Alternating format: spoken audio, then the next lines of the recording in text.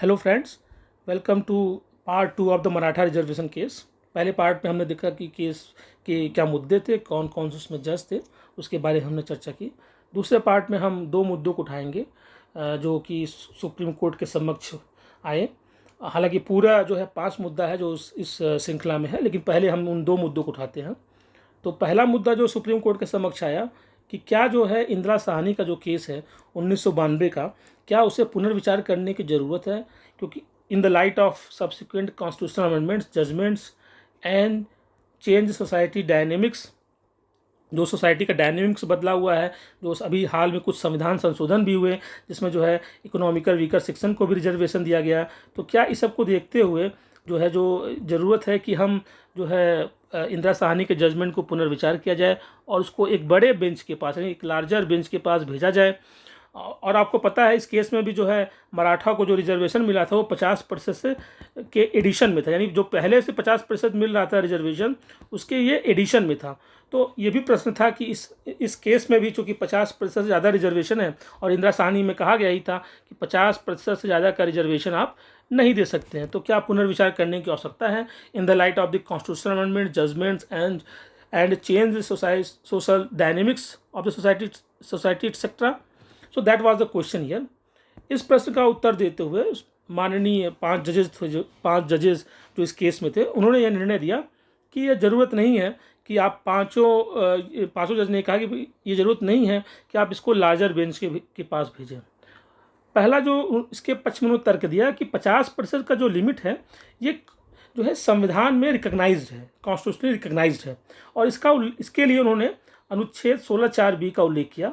अनुच्छेद 16(4)(b) कहता है कि जो वैकेंसीज आर्टिकल 16(4) और आर्टिकल 16(4)(a) में जो है फिल नहीं हो पाई, जिसके वजह से जो है रिजर्व कैटेगरी की वैकेंसी नहीं फिल हो पाई 50% सीलिंग की वजह से, तो वो उसके लिए एक सेपरेट क्लास ऑफ वैकेंसी आप नोटिफाई कर सकते हैं। तो वहाँ पर भी 50% सीलिंग की बात हुई है नॉर्मल वैकेंसीज के लिए। तो सुप्रीम कोर्ट ने कहा अगर उसको पढ़ा जाए तो संविधान भी 50% सीलिंग के बारे में बात करता है, जिसको इंदिरा साहनी के केस में कहा गया था।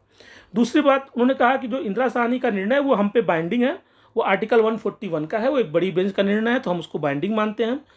तीसरी बात सुप्रीम कोर्ट ने कहा कि जो है आप केवल कंटेम्प्रेरी डेटा देके, आप एक कंटेम्प्रेरी डेटा दें कि नहीं अब तो डायनेमिक्स बदल रहा है सोसाइटी का, और इसके वजह से जो है रिजर्वेशन जो है वो बढ़ना चाहिए, ये कोई तर्क नहीं है कि आप जो है 50% से ज़्यादा का रिजर्वेशन देने लगे। तो इसको सुप्रीम कोर्ट ने भी निगलेक्ट किया कि रिजर्वेशन जो है कंटेम्प्रेरी डेटा देते हुए आप इसको बढ़ा नहीं सकते हैं कि आप कंटेम्प्रेरी डेटा दें और कहें कि नहीं ये जो है बढ़ जाए। उसके बाद सुप्रीम कोर्ट ने एक बात और भी यहाँ पे कही कि जो अनुच्छेद 4(5) है और अनुच्छेद 16(4) में जो रिजर्वेशन दिया जाता है उसको चैलेंज किया जा सकता है। ऐसा नहीं है कि 50% लिमिट है या कोई बाइंडिंग है, ठीक है। अगर किसी को लगता है कि जो रिजर्वेशन दिया गया है वो सही तरीके से नहीं दिया गया है, उसका जो है प्रॉपर एग्जीक्यूशन नहीं हुआ है, तो उसको चैलेंज भी किया जा सकता है। और उसको चैलेंज करने के जो ग्राउंड्स होंगे वो ग्राउंड्स क्या होंगे, वो कॉन्स्टिट्यूशनल प्रिंसिपल्स होंगे। अब कौन कौन से कॉन्स्टिट्यूशनल प्रिंसिपल्स हो सकते हैं? सुप्रीम कोर्ट ने इस केस पे माना कि अनुच्छेद 14 जो है, यानी आर्टिकल 14 जो राइट टू इक्वलिटी की बात करता है, उसका उल्लंघन हुआ है, और उसके वजह से जो है ये जो रिजर्वेशन जिसको सुप्रीम कोर्ट ने स्ट्रक डाउन भी किया इस केस में, कहा कि राइट टू इक्वलिटी का वायलेशन करता है, ये जो है इक्वल अपॉर्चुनिटी का मौका भी नहीं देता है। तो इस प्रकार से सुप्रीम कोर्ट ने कहा इसका उल्लंघन होता है, और सुप्रीम कोर्ट ने ये कहा कि ये अगर कोई भी रिजर्वेशन जो है 15(4) में या 16(4) में दिया गया है या 15(5) में भी दिया गया है, उसको आप चैलेंज कर सकते हैं on the basis of that it violets the constitutional principles. इसके अलावा सुप्रीम कोर्ट ने चौथी बात जो बड़ी महत्वपूर्ण की कि केवल गवर्नमेंट जॉब नहीं रह गया है कि आप जो है SCBC का वेलफेयर प्रमोट करें। It is not only one way to promote the welfare of the people, there are so many ways. अगर आपको लगता है कि मराठा लोग को प्रमोट करने की ज़रूरत है, उनके वेलफेयर को बढ़ाना है, जो आर्गूमेंट सरकार की तरफ से आ रहा था, तो आप इसका एक ही तरीका नहीं कि आप सरकारी नौकरी में उनको जो है जॉब दें तभी उनको मिल सकता है। इसके लिए आप और भी तरीका है जिसको जो है आप अप्लाई कर सकते हैं, जिसमें जैसे कि स्कॉलरशिप और कई तरीके हैं सुप्रीम कोर्ट ने बताया, जिसमें स्कॉलरशिप को भी उन्होंने जोड़ा।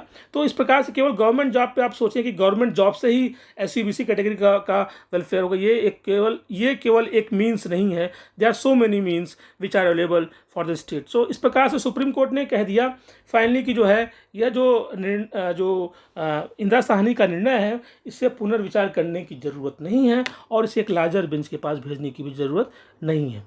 दूसरा मुद्दा जो सुप्रीम कोर्ट के समक्ष आया कि क्या जो महाराष्ट्र स्टेट रिजर्वेशन एक्ट है, यानी जो महाराष्ट्र का जो SCBC एक्ट है, क्या उस SCBC एक्ट में जो आपको मैंने बताया था कि बॉम्बे हाई कोर्ट ने कहा कि रिजर्वेशन घटाइए, तो रिजर्वेशन घटाया भी गया, 12% रखा गया, 13% रखा गया। तो जो ये रिजर्वेशन घटाया गया, जो रिजर्वेशन 12-13% दिया गया है मराठा लोगों को SCBC कैटेगरी में सोशल रिजर्वेशन करने के लिए, क्या वो एक्सेप्शनल सर्कमस्टेंसेज में आता है या नहीं आता है? आपको मैं बता दूं कि इंदिरा साहनी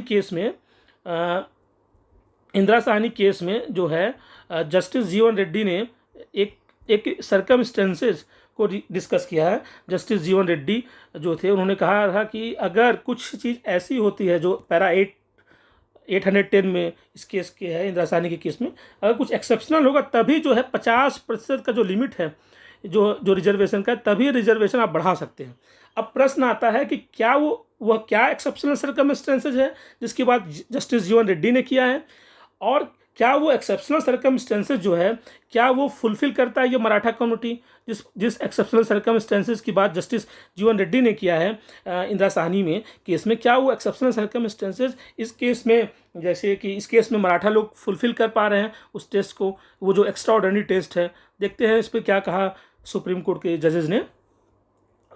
अगेन यहाँ पे सारे जजेज यानी 5 जजेज ने ये बहुत ही क्लियरली बोला कि ये जो है एक्सेप्शनल सर्कमस्टेंसेज है ये कवर नहीं करता है ये मराठा कम्युनिटी।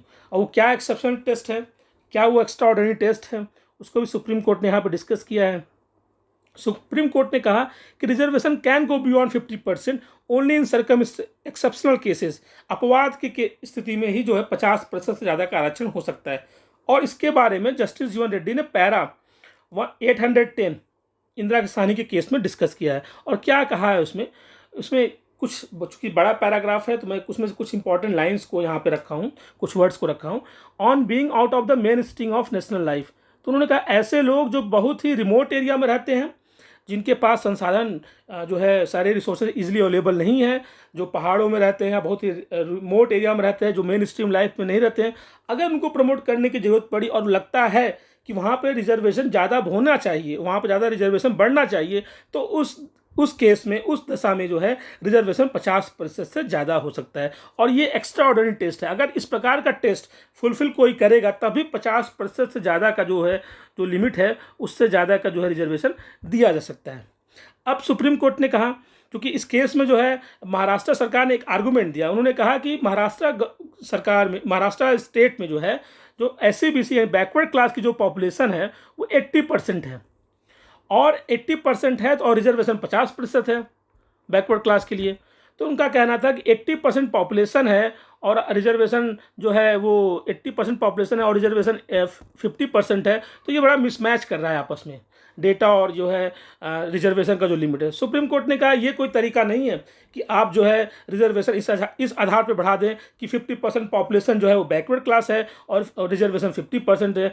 तो रिजर्वेशन जो है वो प्रोपोर्शनेट नहीं हो सकता, रिजर्वेशन एडुकेट होना चाहिए। देखिए जो कि 16 में भी कहा गया है कि अगर एडुकेट रिप्रेजेंटेशन नहीं होता है तभी आप जो है रिजर्वेशन देंगे। यहाँ पे प्रोपोर्शनेट नहीं कि पॉपुलेशन जितना % होगा उसके प्रोपोर्शनेट जो है रिजर्वेशन होगा, तो इसके बेसिस पर आप 50% की जो सीलिंग है उसको बढ़ा नहीं सकते हैं। इस प्रकार से सब कुछ देखते हुए सुप्रीम कोर्ट ने पाया कि फाइनली जो है ये जो एक्स्ट्रा ऑर्डिनरी टेस्ट है जो कि पैरा 810 में इंदिरा साहनी के केस में जस्टिस जीवन रेड्डी ने बताया था, उस टेस्ट को ये फुलफिल नहीं करते हैं। जो डेटा दिया गया था, जो महाराष्ट्र स्टेट का जो है बैकवर्ड क्लास कमीशन जो था, जो महाराष्ट्र का बैकवर्ड क्लास कमीशन था, उसका जो डेटा था कि जो है रेशियो ऐसा है, पॉपुलेशन ऐसा है, इसको सुप्रीम कोर्ट ने एक्सेप्ट नहीं किया और ये कहा कि जो ये टेस्ट है कि वो मेन स्ट्रीम में से बाहर होंगे, कोई ऐसा कम्युनिटी होगा तभी दिया जाएगा। तो मराठा लोग मेन स्ट्रीम से बाहर नहीं है, इसलिए ये एक्स्ट्रा ऑर्डिनरी टेस्ट है जो ये है, इसको मराठा लोग फुलफिल नहीं करते हैं, इसलिए जो है ये जो 50% ज़्यादा का लिमिट का जो एक्सेप्शनल अलाउ है वो फुलफिल नहीं करता है, इसलिए यहाँ पे रिजर्वेशन मराठा को जो मिला हुआ है वो सही नहीं है। तो इस प्रकार से आपने देखा इस केस में सुप्रीम कोर्ट ने हालांकि इसमें पूरे 5 मुद्दे जो कि हम आगे अगले पार्ट में डिस्कस करेंगे, लेकिन इन 2 मुद्दों पर सुप्रीम कोर्ट ने कहा कि 2 चीज़ कही कि इंदिरा साहनी के केस को पुनर्विचार करने की ज़रूरत नहीं है, और जो मराठा को रिजर्वेशन दिया गया था वो एक्सेप्शनल सर्कमस्टेंसेज में नहीं है, इसलिए जो है जो रिजर्वेशन है वो सही नहीं है। इस प्रकार से सुप्रीम कोर्ट ने 2 मुद्दों पर अपना उत्तर दिया। इन दोनों मुद्दों पर 5 जजेस में सहमति थी, किसी भी प्रकार से मत में भिन्नता नहीं थी। तो ये भिन्नता नहीं थी। आगे कुछ हम इस पार्ट में देखेंगे कि क्या क्या और 3 मुद्दे हैं जिन पे सुप्रीम कोर्ट का निर्णय आया और सुप्रीम कोर्ट ने कैसे अपनी बात को वहाँ पे रखा। तो मुझे लगता है कि आपको ये मेरी बातें समझ में आई होंगी और आप समझ रहे होंगे किस तरीके से सुप्रीम कोर्ट ने डील किया। हमारा ये प्रयास है कि हम थोड़ा जो है उन चीज़ों पे भी डिस्कस करें कि सुप्रीम कोर्ट ने कैसे ऑब्जर्व किया, कैसे डिस्कस किया। So thank you for all of you watching this video. I am very much thankful to you this. If you have liked this, please give a thumbs up to us. Thank you.